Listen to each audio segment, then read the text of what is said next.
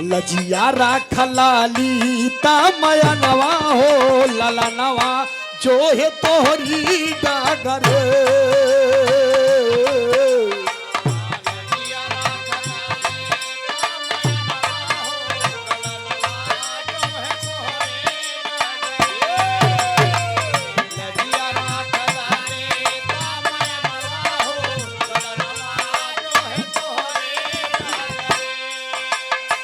भगत कहता है आर्य दुखवा मैं तारा पे परनवा हो।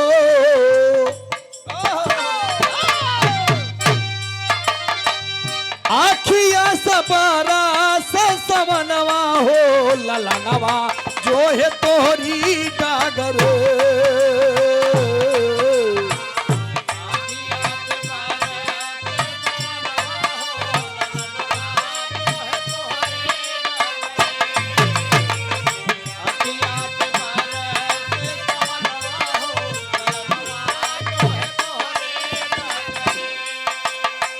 दास मां ललिता देवी के कमलवत चरणों में मस्तक को झुका देता है और मस्तक को झुका के मतारी से कहता है माँ आंख में आंसू लिया है बेटा, धन दौलत नहीं मांग रहा है, वो दुनिया के मई से बतावेला का बतावेला अंतरे के भाव में।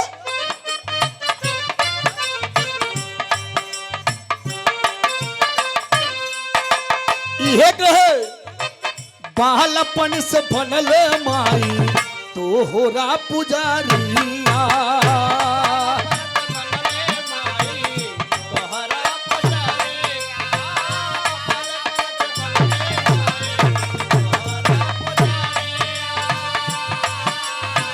तोहरी सेवा में बीत हमारो उमरिया।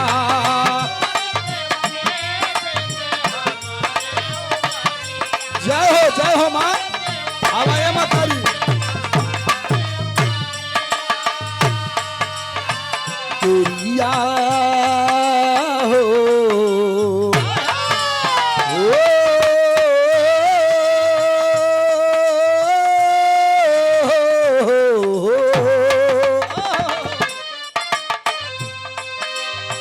तेरिया नलावा यही छनावा हो। तेरिया नलावा यही छनवा हो ललनवा जो है तोहरी डागर।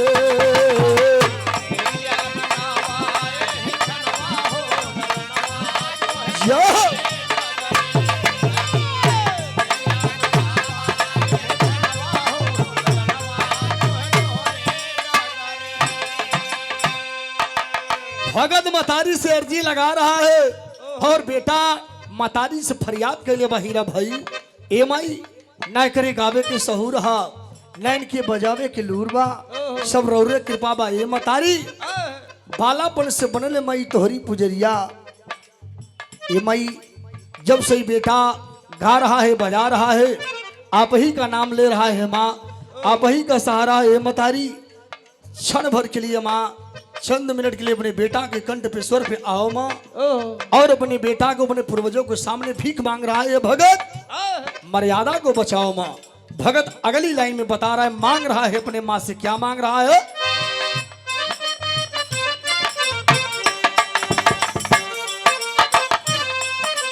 बड़ी अनमोल चीज मांगेला वो बेटा मतारी से ललिता देवी माँ से कहता है स्वर ज्ञान थईदा माई इहे बापिनी दिया।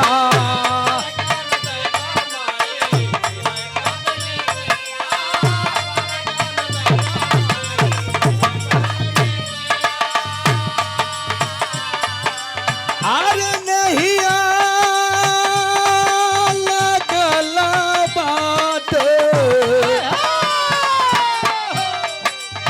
नहीं लगला बात तो से दीना रतिया।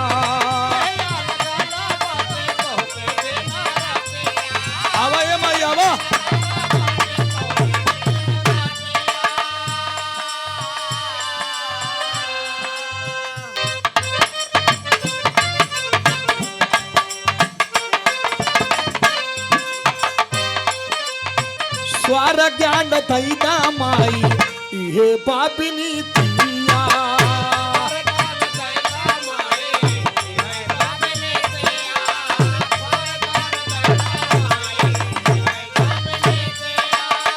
नेहिया लगल बाटे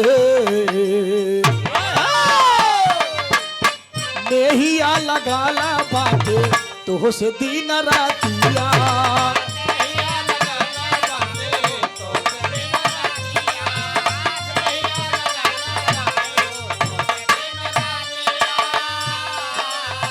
तेरिया नलावा यही छनवा हो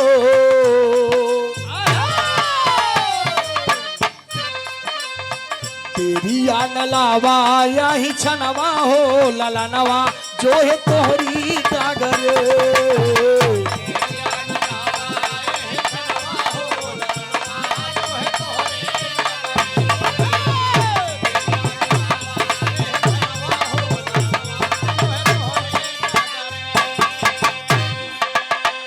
भगत मतारी से कहता है माँ ना करे गावे के सहूर बा ना इन्हें लोगन के बजावे के लूर बा सब रौरे कृपा बा हे माई। दास मतारी से कहता है माँ आपके चरण धूल चाहिए माँ आपके चरण की धूल और स्वर ज्ञानी बेटा के चाहिए माई और आशीर्वाद प्यार तो आप बहुत दिला करती हो माँ। अगली लाइन में भगत मतारी से कहता है अपनी माँ से दुनिया की माँ से आंख में आंसू लिया है रो के बता रहा है माँ जितने भी भक्त बैठे हर भक्तों के कुछ न कुछ मनोकामना होगी।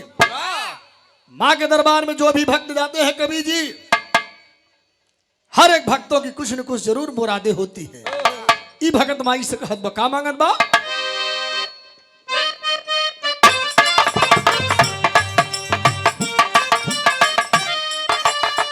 बता रहा है तो हई काली दुर्गा बनलू तो हई मई हरवाले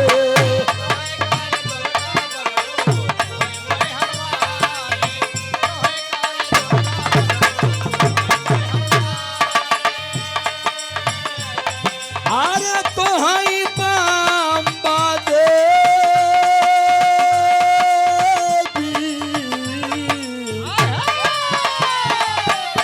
तो हई बम्बा देवी बनलू राखी सबके लाले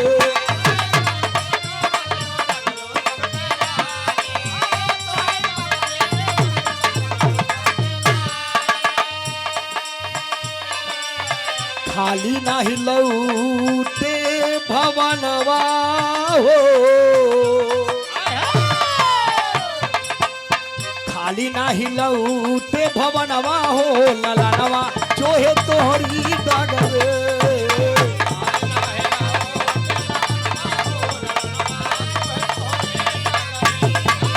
जय हो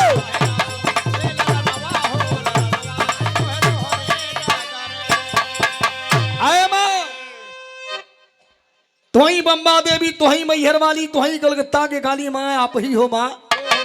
समय के देखते हुए कलाकार अंतिम और आखिरी प्रमाण लाइन में गुरघराने के परिचय दे रहा है। समय ज्यादा होत बा क्योंकि छोट छोट गीत अगर दोनों तरफ से हो तो ज्यादा आनंद आई। अंतिम और आखिरी प्रमाण में माँ ललिता देवी से ये कलाकार अपने गुरघराने के परिचय बता रहा है रमेश भाई। ये बेटवा कौने बगिया के फूल है क्या बताओ तो कोमल भाई।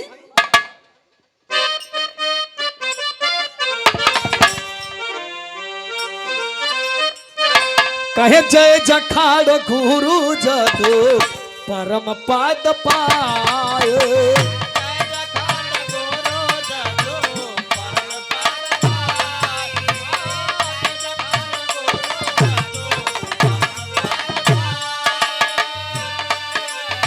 कहे परसु प्रकाश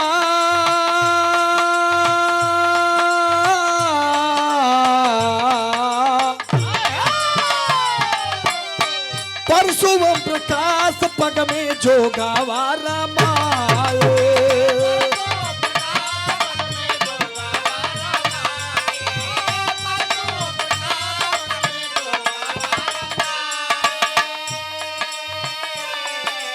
ऐसन दीपया दो रोवेला जहनवा हो।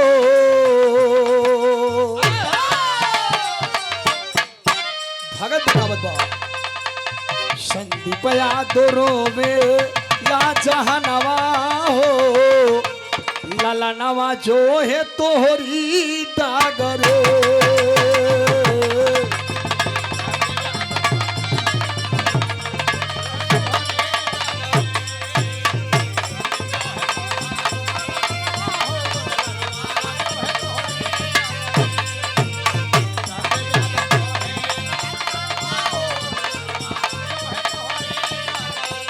अरे ललनवा जो है ए मैया, ललनवा जो है, ललनवा जो